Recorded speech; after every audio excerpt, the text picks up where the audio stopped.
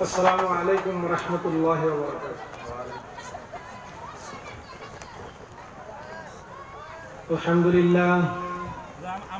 الحمد لله نحمده ونستعينه ونستغفره ونؤمن به ونتوكل عليه ونعوذ بالله من شرور أنفسنا ومن سيئات أعمالنا من يهده الله فلا مضل له ومن يضلله فلا هادي له ونشهد أن لا إله إلا الله وحده لا شريك له ونشهد أن محمدا عبده ورسوله أرسله بالحق بشيرا ونذيرا وداعيا إلى الله بإذنه وسراجا منيرا. أما بعد فإن خير الحديث كتاب الله وخير الهدي هدي محمد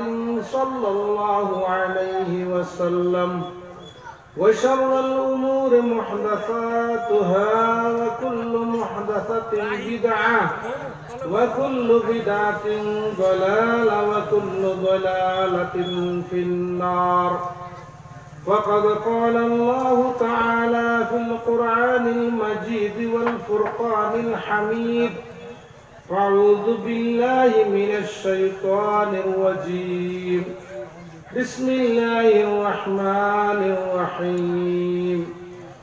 اليوم أكملت لكم دينكم وأتممت عليكم نعمتي ورضيت لكم الإسلام دينا.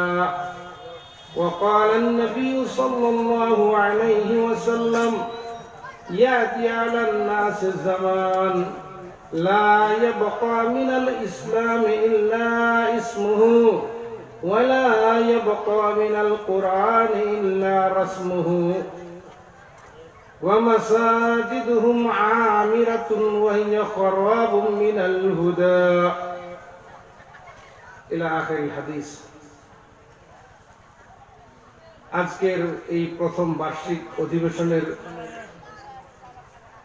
সভাপতি মহোদয়, মঞ্চে উপবিষ্ট গণ্যমান্য শিক্ষিত পিতৃতুল্য বয়োজ্যেষ্ঠ ব্যক্তি সকল এবং আমার সম্মুখে বসে থাকা এই অঞ্চলের ধর্মপ্রাণ ইসলাম বিরোধী ভাই বন্ধু সকল এবং পর্দার আড়ালে অবস্থানরত আমার মা ও বোনেরা, আজ আমি আপনাদের সম্মুখে পবিত্র কোরআনের একটি আয়াত এবং প্রিয় নবী সাল্লাল্লাহু আলাইহি ওয়াসাল্লামের সহিহ সূত্রে বর্ণিত একটি হাদিসের একটা অংশ পাঠ করেছি। সেটাকে সম্মুখে রেখেই অল্প সময় আপনাদের সম্মুখে ভাষণ রাখবো। আল্লাহ রাব্বুল আলামিন আমাকে বিশুদ্ধ বলার জন্য এবং আমল করার জন্য তৌফিক দান করুন। আপনারা সবাই একটু কাছে এসে বলুন, একসাথে গুড খান, একটু দয়া করে একটু কষ্ট করে সবই একসাথে হয়ে যান।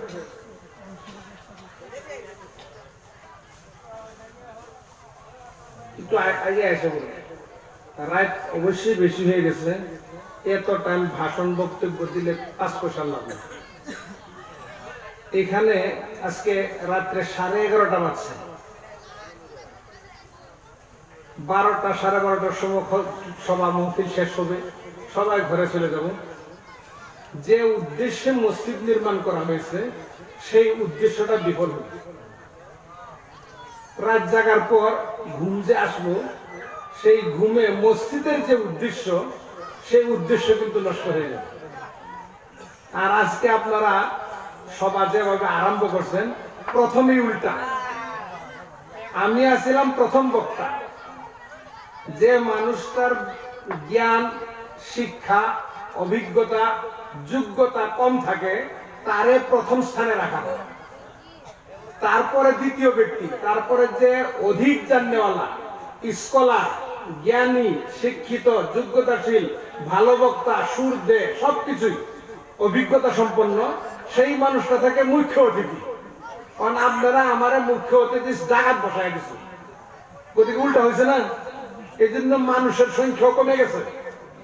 গতিকে মসজিদ নির্মাণ করা হয়েছে নামাজ প্রতিষ্ঠার জন্য। আর আমি এরকম বক্তা নয় যে আপনাদেরকে মন মুগ্ধ করে সুর দিয়ে সুন্দর করে একদম হাসি করে ঠাট্টা করে আদর যত্ন করে আপনাদেরকে বুঝাবো। এই ক্ষমতা এই যোগ্যতা এরকম আল্লাহ রাব্বুল আলামিন আমাকে দেন নাই। তবেও আমি একটু চেষ্টা করবো ইনশাল্লাহ, কেন একটা দায়িত্ব আছে, কর্তব্য আছে। দূর থেকে আসছি দেখার জন্য, সাক্ষাৎ করার জন্য, কিছু কথা রাখার জন্য চেষ্টা করবো ইনশাল্লাহ পবিত্র কোরআন এবং সহিহ হাদিসের মাধ্যমে কিছু কথা রাখার জন্য। কিন্তু আমি সুর দিয়া লেকচার দিতে পারি না। আমি অবশ্যই গুয়াহাটি একটা মসজিদে আল হাদিসের, সেখানে ইমামতি করি। ইমামের খুতবা আর এখানের বক্তব্য কোন পার্থক্য আছে? খুতবা দিলে কোনো সুর লাগে না, হাদিস পড়লেন, পাঠ করে দিলেন, তর্জমা করে দিলেন, ট্রান্সলেশন করলেন, হয়ে গেল। বুঝছেন? ইনশাল্লাহ আমি চেষ্টা করব। আমি একটা হাদিস আপনাদের সম্মুখে পাঠ করছি, আর এখানে কি লেকচার দিব? এখানে জান্নাত, জাহান্নাম, পর্দা, পিতৃর কর্তব্য, বাপের কর্তব্য, শিরিক, যা লেকচারের বিষয়বস্তু আছে সব সমাপ্ত হয়ে গেছে। বুঝছেন না? লেকচারের কোনো বিষয়বস্তু নাই। দান খায়রাত করলে কি হয়, মসজিদ নির্মাণ করলে কি হয়, যা বিষয়বস্তু আছে সব উপস্থাপন হয়ে গেছে। তারপরে ইনশাল্লাহ একটু চেষ্টা করব। আমি একটা হাদিস পাঠ করেছি। আল্লাহ নবী জনাব মুহাম্মদুর রাসূলুল্লাহ সাল্লাল্লাহু আলাইহি ওয়াসাল্লাম বলেন, ইয়াতি আলান নাস জামানুন লা ইয়াবকা মিনাল ইসলামি ইল্লা ইসমুহু ওয়া লা ইয়াবকা মিনাল কুরআনি ইল্লা রাসমুহু। একটা সময় মানুষের আসবে যখন নাকি মানুষ ইসলামটাকে এমন ভাবে ভুলে যাবে, ইসলামের নামও নিশান থাকবে না। লা ইয়াবকা মিনাল ইসলামি ইল্লা ইসমুহু, ইসলামের মাত্র নাম থাকবে, ইসলাম পরিবর্তন হয়ে যাবে, ইসলামের যেটা আসল রূপ সেই রূপটা থাকবে না। অর্থাৎ মানুষ ইসলামকে ভুলে যাবে, ইসলামের কার্যকলাপ তারা বাস্তবায়ন করবে না, ইসলামের আদেশ তারা সুন্দরভাবে পালন করবে না। ইসলামের ভিতরে এমন ধরনের কথা, এমন ধরনের কর্ম, এমন ধরনের আমল তারা প্রবেশ করায় দিবে যেটা আল্লাহর নবী জনাব মুহাম্মদুর রাসূলুল্লাহ সাল্লাল্লাহু আলাইহি সাল্লামের উপরে আল্লাহর পক্ষ থেকে নাজিল হয়েছিল, সেই ইসলামটা থাকবে না। যে ইসলাম আল্লাহ রাসূল সাল্লাল্লাহু আলাইহি ওয়াসাল্লামের যুগে ছিল, সাহাবায়ে কেরামদের যুগে ছিল, তাবেঈনের যুগে ছিল, তাবেঈনের যুগে ছিল, সেই ইসলাম আর এই যুগে থাকবে না। এমন একটা সময় মানুষের কাছে এসে উপস্থিত হবে। এখন কি এমন দেখা যায়? এখন এমন দেখা যায়? সাহাবায়ে কেরামদের আমলের ভিতরে আল্লাহর রাসূল সাল্লাল্লাহু আলাইহি ওয়াসাল্লামের কাছে একজন অন্ধ ব্যক্তি আল্লাহ রাসূলকে আবদার করলেন, ইয়া রাসূলুল্লাহ, আমি তো কর্ণে শুনতে পাই, কান আছে আমি শুনতে পাই, হাইয়া আলাস সালাহ মসজিদে আসতে হয়, কিন্তু আমার একজন সাথী নাই, একজন বন্ধু নাই, একজন ছেলে নাই, একজন নাতি নাই, একজন এমন ব্যক্তি নাই যে আমাকে সহায় করে অন্ধকার রাত্রের ভিতরে, বৃষ্টির ভিতরে, ঝড়ের ভিতরে, কেদকালের দিনের ভিতরে আমাকে মসজিদ পর্যন্ত পৌঁছে দিবে, যে আমি আপনার পিছনের মুক্তাদি হয়ে নামাজ আদায় করব। হে আল্লাহর রাসূল, আমার জন্য কি অনুমতি আছে? আমি বাড়িতে ওই অন্ধকারের রাত্রের নামাজগুলি বাড়িতে পড়ে নিব, এমন কোন সুবিধা আছে কি? আল্লাহ রাসূল সাল্লাল্লাহু আলাইহি ওয়াসাল্লাম বললেন, যাও, তোমাকে অনুমতি দেওয়া হবে। কিন্তু আল্লাহ রাব্বুল আলামিন সঙ্গে সঙ্গে পবিত্র কোরআনের আয়াতে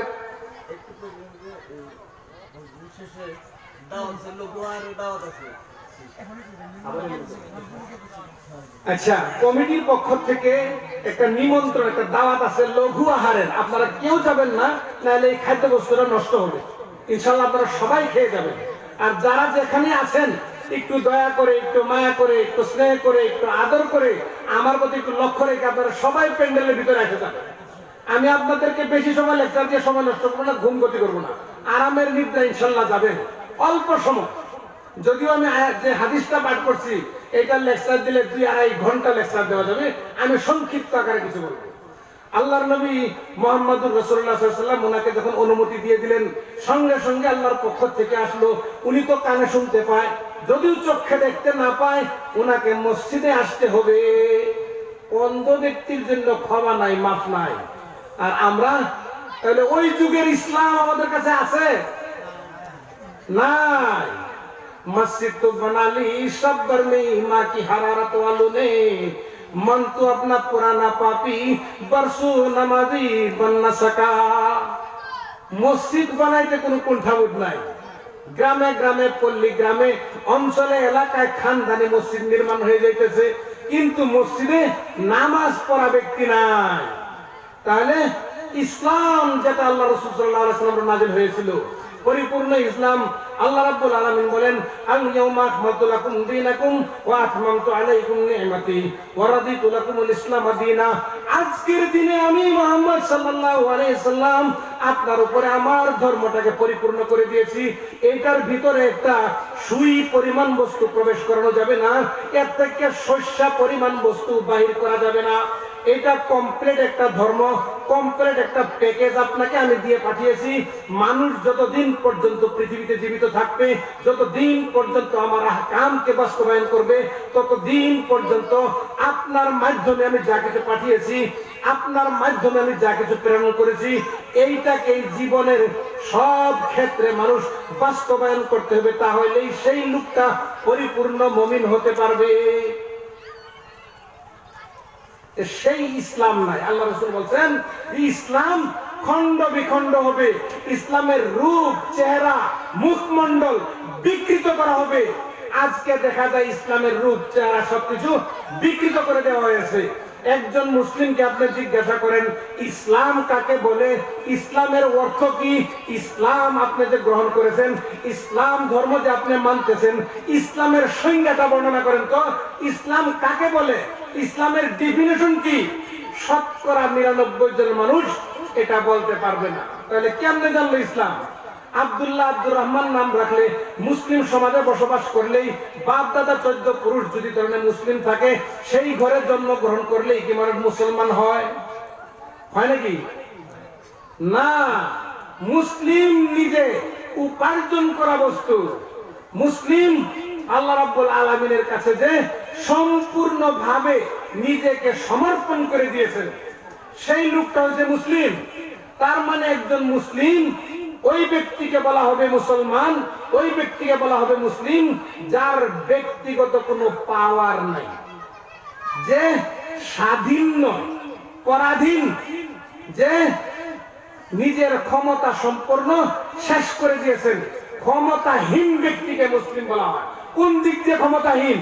অর্থাৎ আল্লাহ রাব্বুল আলামিনের পক্ষ থেকে যা নাজিল হয়েছে, আল্লাহ রাব্বুল আলামিন রাসূলের মাধ্যমে যা কিছু জানিয়ে দিয়েছেন, আসার সঙ্গে সঙ্গেই সমস্তই মাথা নত করে সেগুলাকে মেনে নেয়।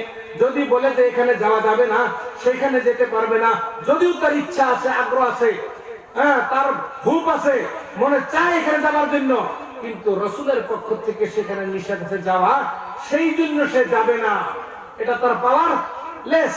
মন চায়, দিল চায়, হৃদয় চায়, আশা আছে, আকাঙ্ক্ষা আছে, মনে বাসনা আছে, কিন্তু ইসলাম নিষেধ করার কারণে সেটার ধারে কাছেও সে যাইতে পারে না। সেটার থেকে নিজেকে সংযত রাখে, দূরে রাখে, সরিয়ে রাখে। ওই লোকটাকে মুসলিম বলা হয়। আল্লাহ রাসূল সাল্লাল্লাহু আলাইহি ওয়াসাল্লাম বলছেন যে ইসলাম বিনাশ হয়ে যাবে, ইসলামের আসল রূপ থাকবে না, ইসলাম বিকৃত হবে। এখন দেখা যায় ইসলামের নামে, ধর্মের নামে কত জালিয়াতি, কত ধরনের বেদাত, কত ধরনের উপকর্ম, কিন্তু দেখা যায় এগুলি ইসলাম, এগুলি ইসলামকে বিনাশ করেছে। 1450 বছর পূর্বে আল্লাহ রাসূল সাল্লাল্লাহু আলাইহি ওয়াসাল্লাম বলেছেন যে ইসলাম এক সময় তার আসল রূপ নিতে থাকবে না, আর সেটাই আমরা এখন দেখতে পেতেছি। দ্বিতীয় নম্বর কথা, আল্লাহ রাসূল সাল্লাল্লাহু আলাইহি ওয়াসাল্লাম বলেছেন ওয়ালা ইয়াবকা মিনাল কোরআনি ইল্লা রাসমুহু, কোরআন তো থাকবে কিন্তু তার অক্ষরগুলি থাকবে, তার হরফগুলি থাকবে, তার লেটারগুলি থাকবে, তার বর্ণগুলি থাকবে, তার বাক্যগুলি থাকবে, তার শব্দগুলি থাকবে, কিন্তু মানুষ কোরআনের উপরে আমল করবে না। এটা আল্লাহ রাসূল 1450 বছর পূর্বে বলেছেন। এখন দেখা যায় কোরআন এইভাবে আছে, হাফিজ কারি যদি তালাশ করেন ঘরে ঘরে পাওয়া যায়, হাফিজ ঘরে ঘরেই পাবেন। কিন্তু আপনি দেখেন, চিন্তা করে 15-20 বছর পূর্বের ঘটনা আপনাদেরকে বলতেছি। 15-20 বছর পূর্বের যখন রমজান মাস আসতো, যে বাড়িতে 2টা ছেলে কোরআন পড়তে পারে, মা বাবা কোরআন পড়তে পারে, রমজান মাস আসার টাইমে কে কোরআনটা কখন খতম দিবে, কে কোরআনটা কখন শেষ করবে। এটার জন্য কোরআনের সংখ্যা আছে বাড়িতে কম। একটা কোরআন মানুষ 5 জন পড়তে পারে। কে কখন পড়বে, কিভাবে কোরআনটা খতম দিবে, সেই ব্যবস্থার জন্য একজন ফজরের টাইমে পড়ে, আরেকজন জোহরের টাইমে পড়ে, আরেকজন মাগরিবের টাইমে পড়ে, আরেকজন এশার নামাজের পরে বা আসরের নামাজের পরে পড়বে বলে তারা সিদ্ধান্ত করে নিয়েছেন। কোরআন হচ্ছে একটা, পড়ে নেওয়া হচ্ছে 5 জন। বাড়িতে ফজরের পর থেকে আরম্ভ হয়ে গেছে গুনগুন শব্দ কোরআনের। কিন্তু এখন কি আছে? আছে হাফিজ আছে, বাড়িতে কোরআন পড়া হয় না। কারি আছে, বাড়িতে কোরআন পড়া হয় না। মৌলবী আছে, বাড়িতে কোরআন পড়া হয় না। ইমাম সাহেব আছে, বাড়িতে কোরআন পড়া হয় না। কোরআন পড়াই হয় না। আমল তো দূরের কথা, আমল তো দূরের কথা, পিছের কথা, পরের কথা। কিন্তু কোরআনের তেলাওয়াত বন্ধ হয়ে গেছে। কোরআনের একটা গুনগুন শব্দ আরম্ভ হইতো। প্রত্যেক বাড়িতে, যাদের বাড়িতে বাবা আছে, দাদা আছিল, হ্যাঁ, এমন ধরনের বৃদ্ধ বর্ণ ছিল, তারা ফজরের নামাজ পড়ে 1 ঘন্টা কোরআন তেলাওয়াত করছে। তারপরে চা পানি নাস্তা তারা সেবন করছে, খাইছে, ভক্ষণ করছে। এর আগে কিন্তু তারা কোরআন তেলাওয়াত ছাড়া এই কাজ করে নাই। আর এখন শব্দ হয় কোনটা? গুনগুন শব্দ আরম্ভ হয়ে যায়, টিং টিং শব্দ আরম্ভ হয়ে যায়, ডাং ডাং শব্দ আরম্ভ হয়ে যায়, ফজরের আগের থেকে শব্দ আরম্ভ হয়ে যায়। আল্লাহ রাসূল সাল্লাল্লাহু আলাইহি ওয়াসাল্লাম এই জন্য বলেছেন, লা ইয়াবকা মিনাল কোরআন ইল্লা রাসমুহু। কোরআন থাকবে, কোরআনের বাক্যগুলি থাকবে, কোরআনের অক্ষরগুলি থাকবে, এটা রাসমি হিসাবে থাকবে, লিখিত আকারে থাকবে, কিন্তু এটার উপরে কোনো ধরনের আমল হবে না, এটাকে জীবনে বাস্তবায়ন করবে না। কোরআন কেমন কিতাব? আল্লাহ রাব্বুল আলামিন পৃথিবীতে যত নবী রাসূল পাঠিয়েছেন, তাদের প্রত্যেকের নবুয়তের সত্যতা প্রমাণের জন্য একটা করে মুজিজা দিয়েছেন। অলৌকিক কিছু ঘটাবার জন্য আল্লাহ রাব্বুল আলামিন দিয়েছেন যে এইটা দিলে নবী হওয়ার একটা সত্য প্রমাণ বলে মানুষ মানবে। এটা নবী ছাড়া কেউ করতে পারে না, বা করা অসম্ভব, বা নবীর মাধ্যমেই হয়েছে, এটা যাতে প্রমাণ হয়, মানুষ বিশ্বাস করে যে ইনি আল্লাহর প্রেরিত ব্যক্তি, ইনি আল্লাহর মনোনীত ব্যক্তি, ইনি আল্লাহর নির্বাচন করা ব্যক্তি, ইনাকে আল্লাহ রাব্বুল আলামিন মানুষের হেদায়েতের জন্য, কল্যাণের জন্য, পরকালের মুক্তির জন্য আল্লাহ রাব্বুল আলামিন পাঠিয়েছেন। যেমন নূহ আলাইহিস সালামকে সত্য প্রমাণ করার জন্য কাশতি, নাও, স্টিমার, সাবমেরিন এটা বানিয়ে দিয়েছিল। এটা একটা প্রমাণ ছিল, একটা প্রুফ ছিল যিনি নবী। এই জন্যই মরুভূমি অঞ্চলের ভিতরে এত বড় স্টিমার, এত বড় নৌকা, এত বড় নাও, এত বড় সাবমেরিন বানিয়ে দিয়েছেন, যেখানে পানি নাই, পানি কখন হবে তার কোনো সম্ভাবনাই নেই। ঠিক তেমনি ভাবে আল্লাহ রাব্বুল আলামিন হযরত ইব্রাহিম আলাইহিস সালামকে যখন অগ্নিকুণ্ডে নিক্ষেপ করা হয়েছিল, অগ্নি ওনার জন্য ফুল বাগানে পরিচয় হয়েছিল, ফুল বাগান বানিয়ে দিয়েছিল, অগ্নি ওনার জন্য কোনো ক্ষতি করে নাই, পুড়তেও পারে নাই। এমনকি আল্লাহ রাব্বুল আলামিন পবিত্র কোরআনে বর্ণনা করছেন যে আমি যখন ইব্রাহিমকে আগুনে নিক্ষেপিত করা হলো, আমি আগুনকে বলে দিয়েছিলাম, ইয়া নারু কুনি বারদান ওয়া সালাম আলা ইব্রাহিম। হে আগুন, আমি তোমার সৃষ্টিকর্তা আল্লাহ রাব্বুল আলামিন আকাশ থেকে আকাশবাণী করতেছি, হে আগুন তুমি আমার বন্ধুর জন্য, আমার খলিলের জন্য, আমার দোস্ত ইব্রাহিমের জন্য ঠান্ডা এবং আরামদায়ক হয়ে যাও। এটাও ছিল একটা প্রুফ, একটা প্রমাণ। হযরত মূসা আলাইহিস সালামকে আল্লাহ রাব্বুল আলামিন কয়েকটা ক্ষমতা দিয়েছিলেন নবুয়ত প্রমাণ করার জন্য। একটা পাখির মতন বানিয়ে যদি উনি বলতো তুমি আল্লাহর হুকুমে জীবিত হয়ে যাও, সঙ্গে সঙ্গে জীবিত হয়ে যেত। একটা বেমার আছে মানুষের শরীরে, সারা শরীর ধলো হয়ে যায়, বগা হয়ে যায়, লোকটাকে মানুষে ঘিন করে, কোড় বলে এটাকে। এই বেমারির গায়ে যদি হযরত মূসা আলাইহিস সালাম হাত দিতেন, তাহলে সঙ্গে সঙ্গে সেটা কি হয়ে যেত? ভালো হয়ে যেত, নিরাময় হয়ে যেত। এটা ছিল নবুয়তের প্রুফের জন্য। ঠিক তেমনি ভাবে ঈসা আলাইহিস সালামকে আল্লাহ রাব্বুল আলামিন দিয়েছিলেন। দাউদ আলাইহিস সালামকে আল্লাহ রাব্বুল আলামিন একটা ক্ষমতা দিয়েছিলেন নবুয়ত প্রমাণ করার জন্য। লোহা উনি ধরলেই নরম হয়ে যেত, যখন ইচ্ছা, যা ইচ্ছা তাই উনি হাত দিয়ে লোহা দিয়া, হাতের দ্বারাই লোহা দিয়া অস্ত্রপাতি নির্মাণ করতে পারতো উনি। এটা ক্ষমতা দেওয়া হয়েছিল। আলিন আল হাদিদ বলা হয়েছে, একদম নরম হয়ে যেত, কোমল হয়ে যেত, মোলায়েম হয়ে যেত। এখন তো আমরা লোহা অগ্নিকুণ্ডে নিক্ষেপ করে, লাল করে, গরম করে, তারপরে হাতুড় দিয়ে পিটাইয়া বানানো হয় একটা হাতিয়ার। কিন্তু হযরত দাউদ আলাইহিস সালাম যখন ধরতেন তখন সঙ্গে সঙ্গে এইভাবে করলে এইভাবে যেভাবে ইচ্ছা সেভাবে করতে পারতেন। ঠিক তেমনি ভাবে আল্লাহ রাব্বুল আলামিন আমাদের নবী মুহাম্মদুর রাসূলুল্লাহ সাল্লাল্লাহু আলাইহি ওয়াসাল্লাম কেউ একটা মুজিজা দিয়েছেন। আগের নবীদের যা মুজিজা ছিল সমস্ত মুজিজা আল্লাহ রাব্বুল আলামিন যখন নবী চলে গেছে তার সাথে সাথে মুজিজাও চলে গেছে, তার কোনো অস্তিত্ব আর নাই।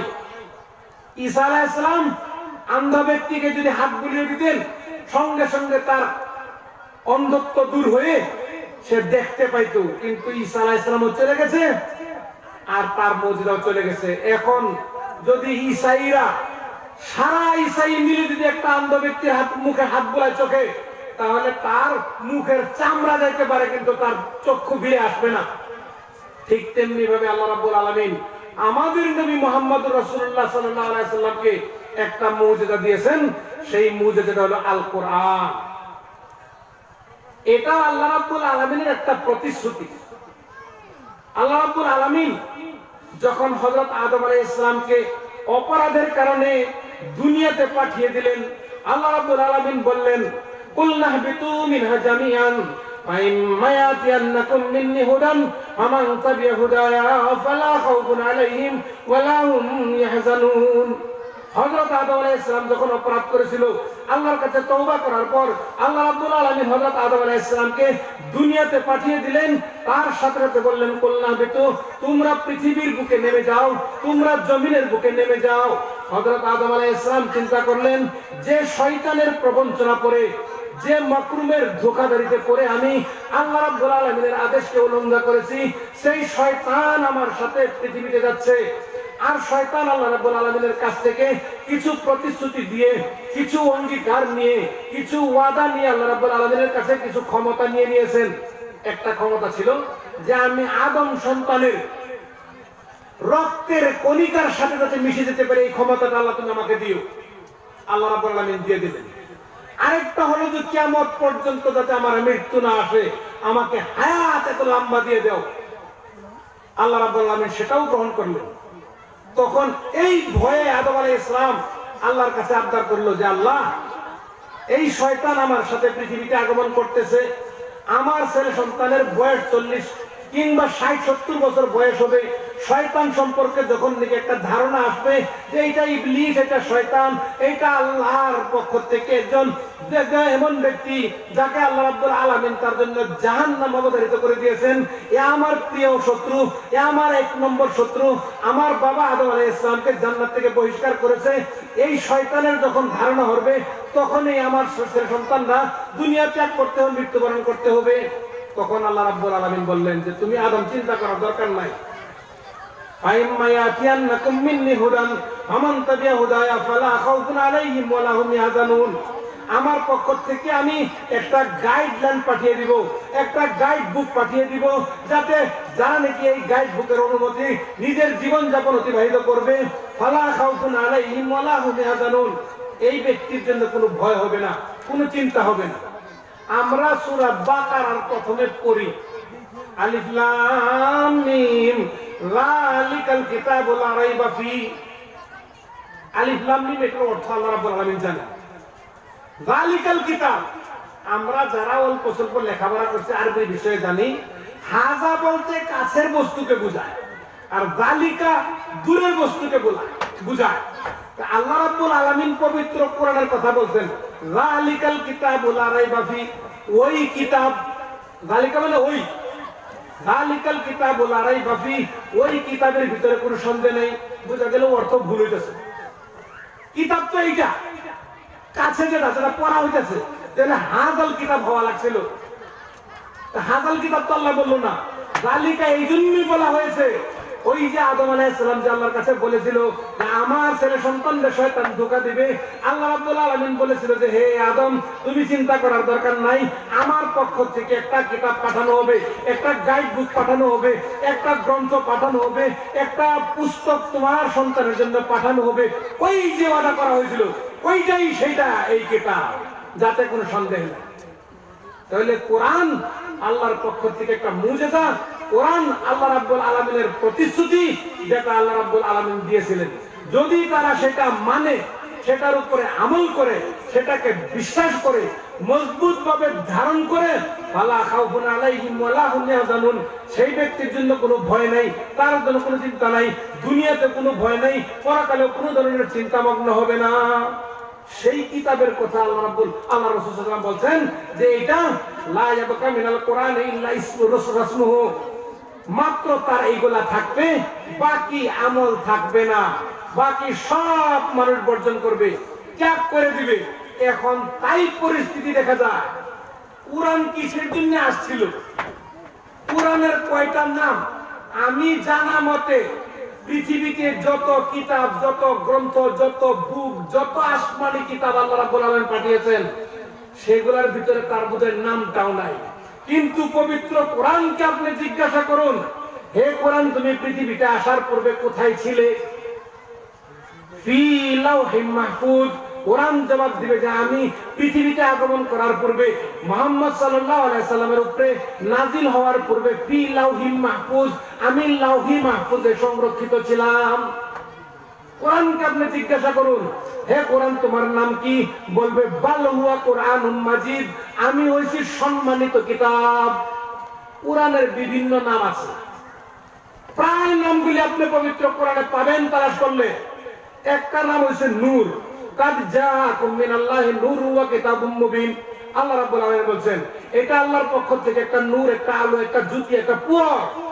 এই নামটা পবিত্র কোরআনে বর্ণনা করা আছে। কোরআনকে আপনি জিজ্ঞাসা করুন, হে কোরআন, তুমি কার মাধ্যমে নাজিল হয়েছো? জিবরাইলের মাধ্যমে আমি নাজিল হয়েছি। আলা কালবে মুহাম্মাদিন সাল্লাল্লাহু আলাইহি সাল্লাম, কার উপরে নাজিল হয়েছো? মুহাম্মদ সাল্লাল্লাহু আলাইহি সাল্লামের উপরে নাজিল হয়েছি। কোরআন সম্পর্কীয় যা প্রশ্ন আছে আপনি প্রশ্ন করবেন, সব জবাব পবিত্র কোরআনে পাবেন। আপনি কোরআনকে জিজ্ঞাসা করুন, হে কোরআন, তুমি নাজিল হয়েছো কি উদ্দেশ্য নিয়ে? কি কারণে তোমাকে প্রেরণ করা হয়েছে? কি কারণে তুমি নাজিল হয়েছো? সে কোরআন বলবে লিতুখরিজান নাসা মিনাজ যুলুমাতি ইলান নূর, আমি নাজিল হয়েছি লিতুখরিজান নাসা মিনাজ যুলুমাতি ইলান নূর, সমস্ত গোটা পৃথিবীর মানুষকে, মানব জাতিকে অন্ধকার সমূহ থেকে আলোর পথের দিশা দেবার জন্য, অন্ধকার থেকে, গুমরাহি থেকে, পথভ্রষ্টতা থেকে আমি তাকে সঠিক পথের নির্দেশনা দেওয়ার জন্য আল্লাহ রাব্বুল আলামিন নাজিল করেছেন। সেই কোরআন আমাদের ঘরে আছে। সেই কোরআন বিকৃত মানে কি? এটা আক্ষরিক বিকৃত হয় নাই, কিন্তু মিনিং বহুত মানুষে বিকৃত করে দিয়েছেন, মিনিংটারে পরিবর্তন করে দিয়েছেন, আর ব্যাখ্যা পরিবর্তন করে দিয়েছেন। এটাই হচ্ছে আল্লাহ রাসূল সাল্লাল্লাহু আলাইহি ওয়াসাল্লাম বলার এই কথার জবাব। লা ইয়াবকা মিনাল কোরআন ইল্লা রাসমুহু, কোরআনের মাত্র রসম থাকবে, তেলাওয়াত করবে। কোথায় তেলাওয়াত করা হবে? জায়গা বিশেষ তেলাওয়াত হবে না। ফজরের পরে কোরআন পড়া দরকার ছিল, গভীর রাতে কোরআন তেলাওয়াত করা দরকার ছিল, কিন্তু পড়া হবে কোথায়? মুর্দার বাড়িতে 40 দিনের দিন। কখন পড়া হয়? যখন একজন মানুষ পৃথিবী থেকে, দুনিয়া থেকে, পৃথিবী থেকে গমন করে, পরকাল গমন করে, তার লাশ সম্মুখে নিয়ে পবিত্র কোরআন তেলাওয়াত হইতেছে। এটা পড়ার স্থান না। পড়েন আপনি মসজিদের ভিতরে, ফজরের নামাজের পরে, এশার নামাজের পরে, এমনকি গভীর রাতে আল্লাহর সাথে কথোপকথন হবে। পবিত্র কোরআন মানে আল্লাহর কালাম, গতিকে এটা পড়লে আল্লাহর সাথে কথা বলা হয়, আল্লাহর সাথে বান্দার আলাপ আলোচনা হয়, আল্লাহর সাথে ফোন কানেকশন হয়। সেইটা স্থান আছে, কাল আছে, পাত্র আছে, সময় বুঝে পড়তে হবে। মুর্দার সামনে পবিত্র কোরআন পড়ার কোনো প্রয়োজন নাই। মুর্দাকে সংশোধন করার জন্য পবিত্র কোরআন আসে নাই। কবরে যায় কোরআন পড়ার জন্য আল্লাহ পবিত্র কোরআন নাজিল করেন নাই। এটাকে তাবিজ বানিয়ে গলায় ঝুলানোর জন্য আল্লাহ পবিত্র কোরআন নাজিল করেন নাই। সেই কোরআন পড়া হয়, কিন্তু জায়গা বিশেষ নয়। এটাই হচ্ছে আল্লাহ রাসূল সাল্লাল্লাহু আলাইহি ওয়াসাল্লামের কথা।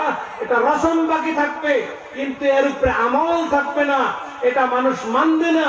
পবিত্র কোরআন পিছনে ফেলার কারণে মুসলিম জাতির উপরে নানান ধরনের অত্যাচার, নির্যাতন, উৎপীড়ন আরম্ভ হয়েছে। ও মুআজ্জাজ थे जमाने में मुसलमान होकर और हम खार हुए तारीखे कुरा होकर। আল্লামা ইকবাল বিরাট বড় একজন পণ্ডিত ব্যক্তি, উনি এই কথাটা বলেছিলেন। ও जमाने में मुआज्जज थे मुसलमान होकर, ওই যুগের মানুষ সাহাবায়ে কেরামরা, তাবেঈনে ইজমরা, তারা প্রকৃত মুসলিম হিসেবে দুনিয়াতে জীবিত ছিল। আজ আমরা পবিত্র কোরআনকে বর্জন করার কারণে, কোরআনকে ত্যাগ করার কারণে, কোরআনের প্রতি আমল না করার কারণে আজ আমরা লাঞ্ছিত, পদতলিত, নানান ধরনের উৎপীড়ন অত্যাচারের সম্মুখীন হয়েছি। তাহলে সেই কোরআন আমাদের ঘরে আছে, কিন্তু আমরা সেই কোরআন তেলাওয়াত করি না। সাহাবায়ে কেরামরা পবিত্র কোরআনের একটা আয়াত তেলাওয়াত করত, এটাকে জীবনে বাস্তবায়ন করত, আমলে পরিণত করার পর আল্লাহ রাব্বুল আলামিনের অন্য একটা পবিত্র আয়াত তারা তেলাওয়াত করতেন। আমরা তো 6 মাস বছর যায় পবিত্র কোরআন তেলাওয়াত করি। আর এই মজলিস, এখানে কোরআনের আলোচনা হবে, হাদিসের আলোচনা হবে, কিন্তু মানুষ নাই। যদি ড্যান্সার আসতো, সিঙ্গার আসতো, থিয়েটার আসতো, তাহলে কিন্তু মানুষের জায়গা পাওয়া যেত না। টিকিট যতগুলি ছাপানো হতো, এটি আগেই বুকিং। এখানে এগুলা মানুষ শুনতে চায় না, বুঝতে চায় না, জানতে চায় না। পরিস্থিতি যে এত জটিল, কেন এত উৎপীড়ন, কেন এত অত্যাচার, কেন এত নির্যাতন, কেন এই মুসলমানের উপরে এত জুলুম চলতেছে, এটাই পবিত্র কোরআন বর্জন করার কারণে, আমলে বাস্তবায়ন না করার কারণে। তারপরের হাদিসের অংশটা শুনেন। আল্লাহ রাসূল সাল্লাল্লাহু আলাইহি সাল্লাম বলেন, মাসাজিদুহুম আমিরাতুন ওয়া হিয়া খারাবুন মিনাল হুদা। মসজিদ কিন্তু সুন্দর হবে। ঘরে ঘরে মসজিদ বলছিলাম না, খানদানি মসজিদ, এক বংশের মানুষ সেখানে মসজিদে নামাজ পড়বে। ইমামও ওই পরিয়ালের, মুয়াজ্জিন ওই পরিয়ালের, মুক্তাদি ওই পরিয়ালের। সুন্দর মসজিদ হবে, টাইলস হবে, এসি হবে, সুন্দর মাসাজিদ নির্মাণ হবে। যদিও মসজিদ নির্মাণ করলে, আমার পূর্বের বক্তা উনি বলে গেছেন, মাম্মানা মসজিদান বানাল্লাহু লাহু বাইতুন ফিল জান্নাহ। যে ব্যক্তি মসজিদ নির্মাণ করে, মসজিদের সহায় সহযোগিতা করে, তার জন্য আল্লাহ রাব্বুল আলামিন বিশেষ করে একটা ঘর নির্মাণ করবেন জান্নাতের ভিতরে। তাহলে মসজিদ নির্মাণ করা নিষেধ না, মসজিদ বানানো নিষেধ না, মসজিদের সাথে জড়িত থাকা নিষেধ না। কিন্তু আল্লাহ রাসূল কি বলছেন? মসজিদ তো সুন্দর হবে, মসজিদ অট্টালিকা হবে, মসজিদ খুব চকচকে হবে, মসজিদ খুব আকর্ষণীয় হবে, মসজিদ খুব ধুনিয়া হবে দেখার, কিন্তু ওয়াইয়া খারাবুন মিনাল হুদা, সেখানে হেদায়েত পাওয়া যাবে না, সেখানে আরাম পাওয়া যাবে না, সেখানে মুসল্লি পাওয়া যাবে না, সেখানে নামাজি পাওয়া যাবে না। মসজিদের কমিটি হবে এমন, মসজিদের জন্য কমিটি প্রেসিডেন্ট হওয়ার জন্য কিছু মানুষ নিযুক্তি থাকবে, এরাই মসজিদের তত্ত্বাবধান করবার চেষ্টা করবে। আল্লাহ রাসূল সাল্লাল্লাহু আলাইহি সাল্লাম বলছেন, কিয়ামতের আলামতের ভিতরে একটা আলামত হবে এমন, যারা নাকি অশিক্ষিত, মূর্খ, জাহিল, আনপড়, লুটেরা, আত্মসাৎকারী, দুষ্ট শ্রেণীর মানুষ, এরা হবে মসজিদ, মাদ্রাসা, এমনকি শিক্ষা অনুষ্ঠানের সাথে জড়িত, নামাজ পড়বে না, মসজিদের ধারে কাছে যাবে না, কিন্তু এরাই হবে মসজিদের হর্তাকর্তা। আল্লাহ রাসূল সাল্লাল্লাহু আলাইহি ওয়াসাল্লাম বলছেন, আমার কথা নয়, একটা সময় আসবে মানুষ কি করবে? তুরফাউল আসরার, শরীর বদমাশ, চরিত্রহীন, ধাকাবাজ, দুগাবাজ, আত্মসাৎকারী, লুটেরা, বদমাশ, পাজি, ধর্ষণকারী, এমন ব্যক্তির সম্মান হবে উপরে, এদের আসন হবে উপরে, এদের স্থান হবে বেশি, এদের হবে সম্মানী।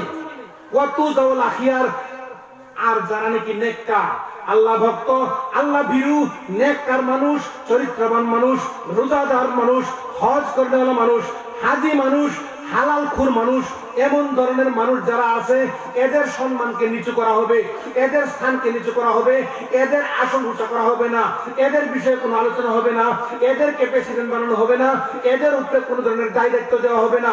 বরঞ্চ যদি কেউ বলে যে এই লোকটাকে এই পদ দেওয়া হোক, কয়লা বুড়া মানুষ, কিছু জানে না, ইনি সুদা সরল মানুষ, কিছুই বুঝে না, দিব কোনদারে? পাজি, দুষ্ট, বদমাশ, চরিত্রহীন, দাগাবাজ, ধোঁকাবাজ, যত ধরনের কৌশল সে জানে, পয়সা লুটার কল, পয়সা লুটার কারখানা, সেই লোকটাকে বানিয়ে দিবে এই মসজিদের প্রেসিডেন্ট, বানিয়ে দিবে সমাজের সেক্রেটারি, বানিয়ে দিবে মাদ্রাসার সেক্রেটারি। এটা আবার আপনারা খারাপ পায়েন না কেউ, এটা আমার কথা নয়, এটা প্রত্যেক সমাজে এমন দেখা যায়। এটা কিয়ামতের লক্ষণ, এটা দুনিয়া ধ্বংস হওয়ার একটা লক্ষণ, এটা মিথ্যা কথা নয়। তারপরে আল্লাহ রাসূল সাল্লাল্লাহু আলাইহি সাল্লাম বলছেন, ওয়া ইয়াকরাউল কওমু বিল মুসান্নাফ, এটাও কোরআনের সাথে জড়িত। মানুষ কোরআন পড়বে না। আল্লাহ রাসূল সাল্লাল্লাহু আলাইহি ওয়াসাল্লাম বলেন মানুষের মুসান্নাত পড়বে, কোরআন বর্জন করবে, কোরআন হাদিস বাদ দিবে, কিন্তু মুসান্নাত পড়বে। তখন সাহাবায়ে কেরামরা জিজ্ঞাসা করলেন, যদিও তারা আরবি জন্মগ্রহণ করেছেন, মাতৃ আরবি, পিতৃ আরবি, ভাষা আরবি, পেটের থেকে আরবি ভাষা শুনে শিখে জানছে, তারপরেও তারা কতগুলি আরবির অর্থ জানে নাই। মুসান্নাত আল্লাহ রাসূলকে জিজ্ঞাসা করছেন, মাল মুসান্নাত ইয়া রাসূলুল্লাহ সাল্লাল্লাহু আলাইহি ওয়াসাল্লাম, হে আল্লাহর নবী সাল্লাল্লাহু আলাইহি ওয়াসাল্লাম, মুসান্নাত শব্দটা আমরা বুঝতে পারি নাই। মানুষে মুসান্নাত করবে, কোরআন বর্জন করবে, হাদিস বাদ দিবে, হাদিস ত্যাগ করবে, মুসান্নাত তেলাওয়াত করবে, মুসান্নাত পড়বে। হুজুর আমরা তো মুসান্নাত বুঝতে পারলাম না।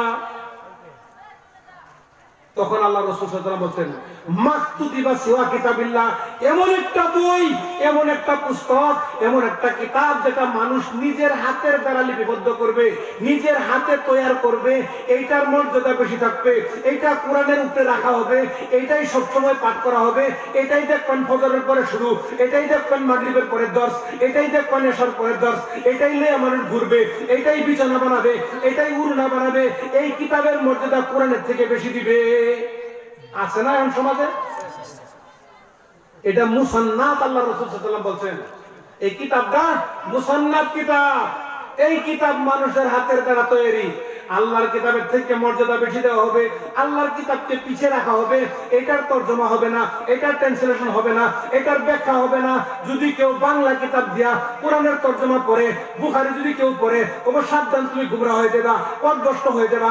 তোমার মতন জেনারেল শিক্ষিত মানুষে কোরআন পড়তে পারে নাকি? কোরআনের ব্যাখ্যা করতে পারে, হাদিসের ব্যাখ্যা করতে পারে। তুমি এইটা পড়ো, এইটা ফাজাইল, এটা অমুক, এটা তমুক, এটা বিরাট বড় আলিমে লেখা, এটা অত আলিম একত্রিত হয়ে লিখেছে, এইটা চলবে মসজিদের ভিতরে। এই জন্য আল্লাহ রাসূল সাল্লাল্লাহু আলাইহি ওয়াসাল্লাম বলেন যে কোরআন লা ইয়াবকা মিনাল কোরআন ইল্লা রাসমুহু, মাত্র রসম থাকবে আর বাকি সব পরিহার করা হবে। এর বিপরীতে কিতাব বানানো হবে, সেইটা মানুষ পড়বে, সেটাকেই ভাববে জান্নাতের চাবি। কিন্তু জান্নাতের চাবি কোথায়? হেদায়েত কোথায়? এটা অন্ধকার থেকে মানুষকে আলোর পথে আনে। কেমন ধরনের অন্ধকার? চুরি অন্ধকার, ছিনতাই অন্ধকার, ডাকাতি অন্ধকার, ধর্ষণ অন্ধকার, আত্মসাৎ অন্ধকার, সমস্ত ধরনের অন্ধকার থেকে আরবের জঙ্গলি কওম, আরবের দরিদ্র কওম, আরবের এমন মানুষ ছিল যাদের ভিতরে ভালোবাসা, মহব্বত, প্রেম প্রীতি কিচ্ছুই ছিল না। নিজের ঔরস থেকে জন্মগ্রহণ করা কন্যাকে জীবন্ত কবর দিত, এদের ভিতরে দয়া লেশমাত্র ছিল না। সেই কওম কোরআনের আলো পেয়ে, কোরআনের ছায়াতলে এসে এত ভদ্র হয়েছে, এত নম্র হয়েছে, এত চরিত্রবান হয়েছে, এত নেককার হয়েছে, এত আল্লাহ ভীরু হয়েছে, এত আল্লাহ ভক্ত হয়েছে, যার জন্য আল্লাহ রাব্বুল আলামিন বাধ্য হয়েছেন রাদিয়াল্লাহু আনহুম ওয়া রাদু আনহু বলতে, যে আল্লাহ তাদের প্রতি সন্তুষ্ট আর তাও তারা আল্লাহর প্রতি সন্তুষ্ট। এটা আল্লাহ রাব্বুল আলামিন বাধ্য হয়েছেন বলার জন্য। তাহলে সেই জঙ্গলি কওম, সেই জাহিল কওম, সেই মূর্খ কওম, সেই অসভ্য জাতি, এরা সভ্যতা গ্রহণ করতে পারছে কোরআন থেকে, আর আমরা কোরআন বর্জন করছি। এই জন্য আমরা অসভ্য, এই জন্য আমরা বর্বর, এই জন্য আমাদেরকে পিটানো হয়, এই জন্য আমাদেরকে জুতা লাগানো হয়, এই জন্য আমাদেরকে গলে ধাক্কা দিয়ে বাহির করে দেওয়া হয়, এই জন্য আমাদের উপরে নানান ধরনের হামলা আরম্ভ হয়ে যায়। কোন জায়গায় রাজনৈতিক হামলা, কোন জায়গায় বাড়িঘর পুড়ে দেওয়ার হামলা, কোন জায়গায় মাংস কেটে সেই মাংস আগুনে জ্বালিয়ে পুড়িয়ে তারপরে সেটা সামনেই ভক্ষণ করা হয়। এই জন্যই মুসলমানদের উপরে অত্যাচার। ওয়া মাসাজিদুহুম আমিরাতুন, মসজিদ খুব সুন্দর হবে, ওয়াইয়া খারাবুম মিনাল হুদা, কিন্তু হেদায়েত থাকবে না। আজকাল মসজিদ, আমি আপনাদেরকে বলি, শতকরা 95টা মসজিদ পাবেন আসামের ভূমিতে, যে মসজিদগুলোতে শুদ্ধ নামাজ হয় না, শুদ্ধ নামাজ হয় না। আমি আপনাদেরকে গিনায় দিতে পারবো। সৌদি আরবের মসজিদ মক্কাতুল মুকাররমা, যেটা পৃথিবীর কেন্দ্রস্থল, যেটাকে হেদায়েত বলা হয়েছে, যেখানে নবীদের জন্ম হয়েছে, যেখান থেকে আল্লাহ রাসূল সাল্লাল্লাহু আলাইহি ওয়াসাল্লাম মেরাজ গিয়েছেন, যে মসজিদে নামাজ পড়লে 1 রাকাত 1,00,000 রাকাত নামাজের পুণ্য পাওয়া যায়, যে মসজিদে নামাজ পড়লে 50,000 রাকাত নামাজের পুণ্য পাওয়া যায় মসজিদে নববী। সেই মসজিদগুলোর নামাজের সাথে পৃথিবীর বাকি মসজিদগুলোর মধ্যে প্রায় আপনি যদি গণাই 22টা পার্থক্য পাওয়া যায়।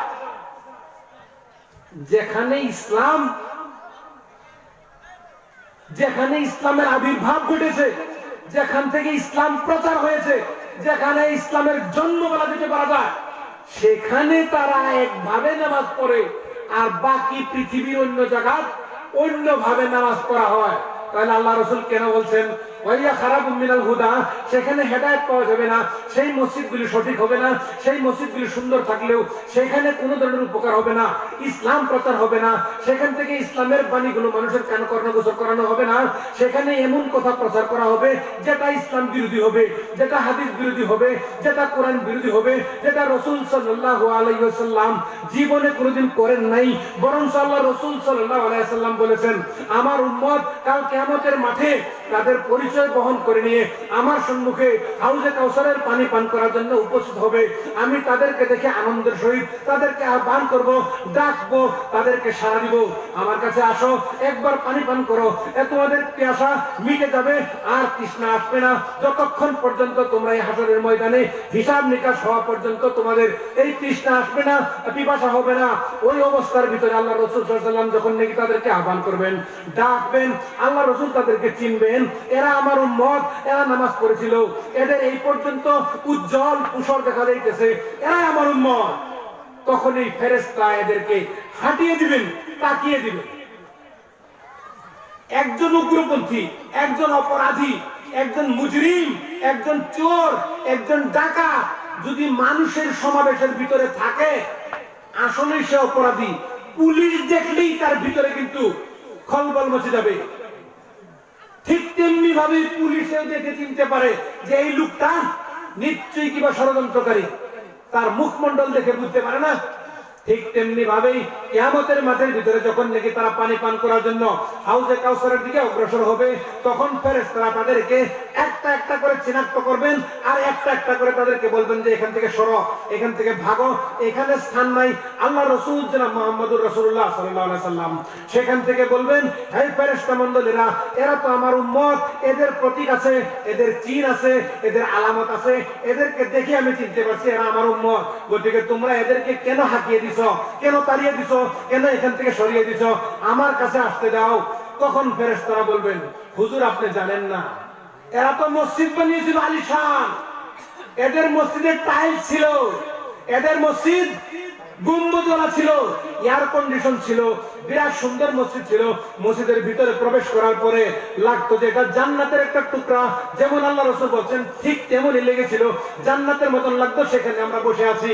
কিন্তু সেই মসজিদের ভিতরে নামাজটা হুজুর পড়া হতো আপনার পদ্ধতি মতন নয়, আপনার পদ্ধতি ত্যাগ করে, আপনার পদ্ধতি বর্জন করে, আপনার সিস্টেম বাদ দিয়ে তারা নিজে আবিষ্কার করে একটা পদ্ধতি বানিয়ে সেই পদ্ধতি অনুযায়ী তারা সালাত আদায় করেছিল।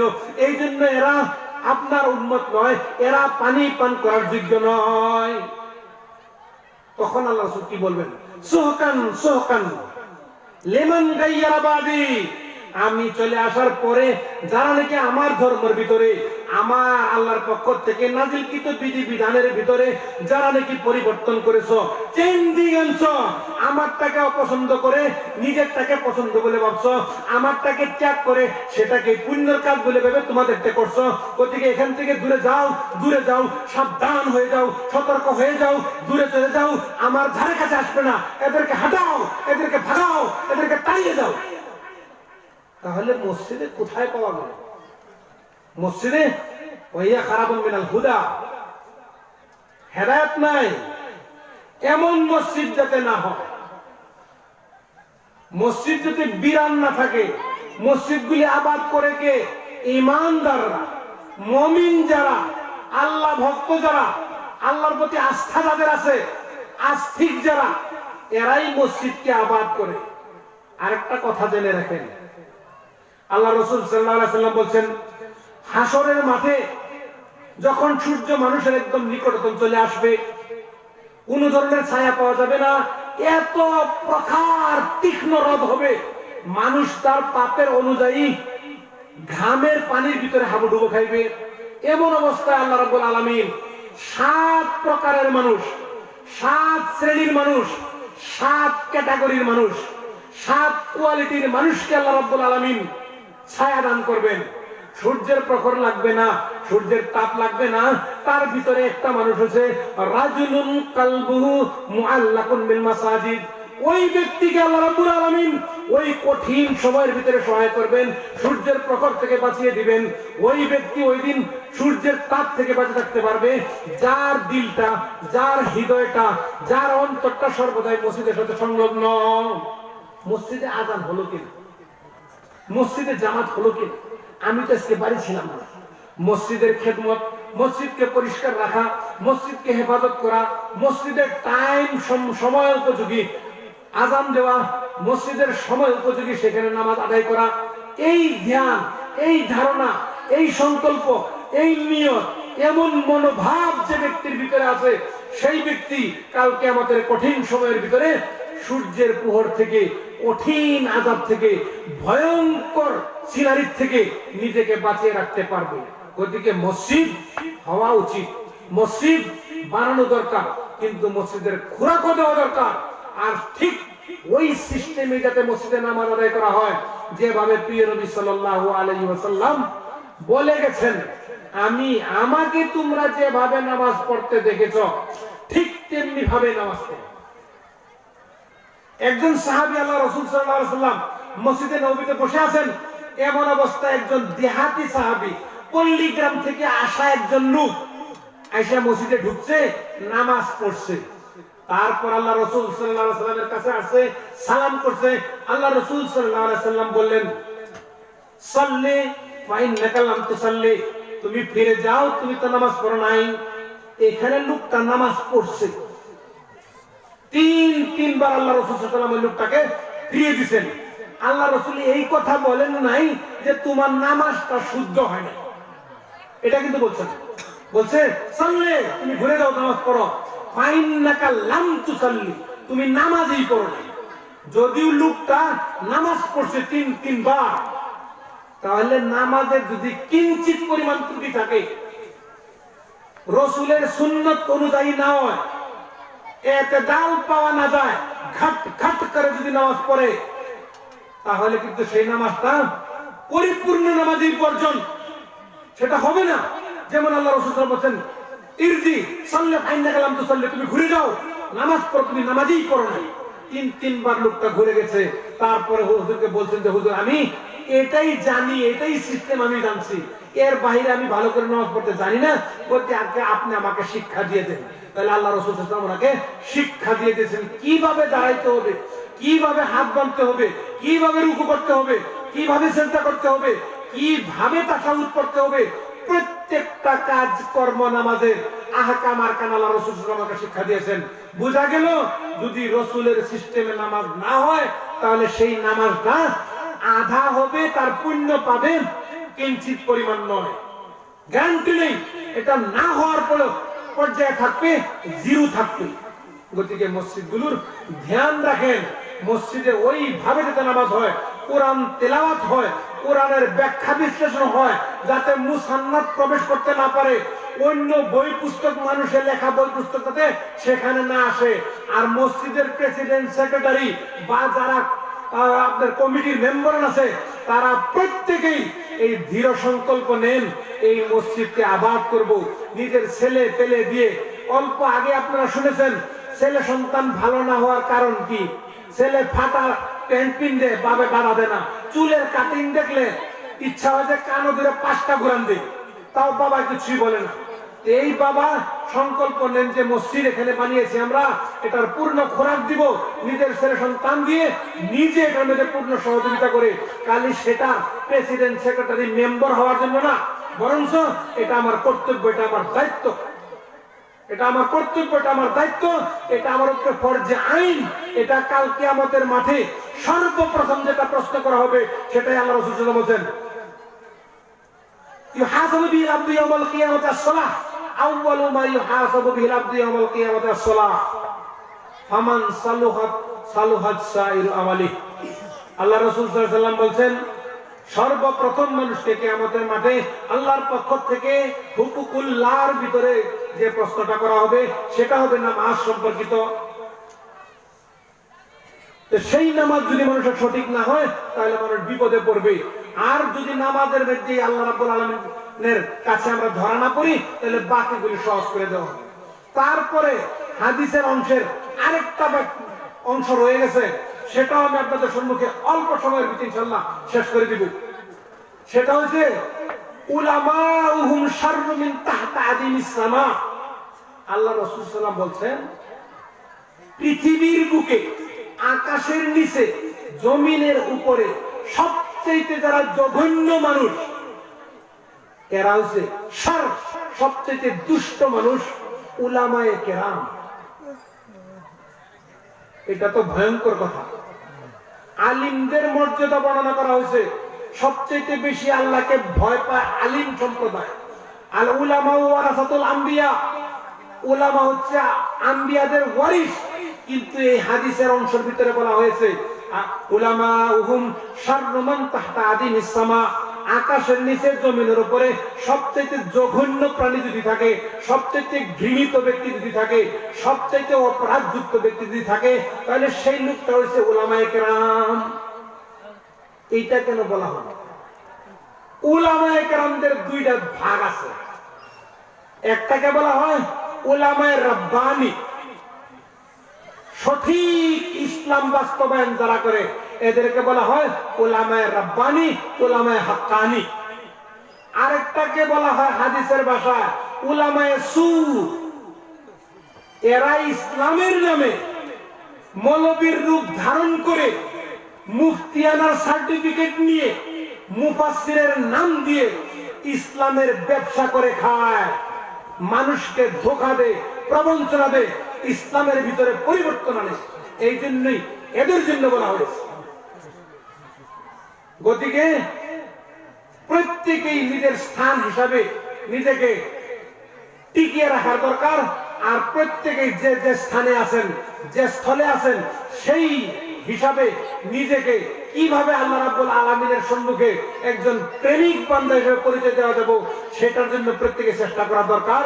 আল্লাহ রাব্বুল আলামিন আমাদের সবাইকে কোরআন এবং হাদিসের দিকে আকর্ষণ হওয়ার জন্য, এটাকে বুঝার জন্য, এটাকে জীবনে বাস্তবায়ন করার জন্য, এটাকে প্রচার এবং প্রসার করার জন্য তৌফিক দান করুক।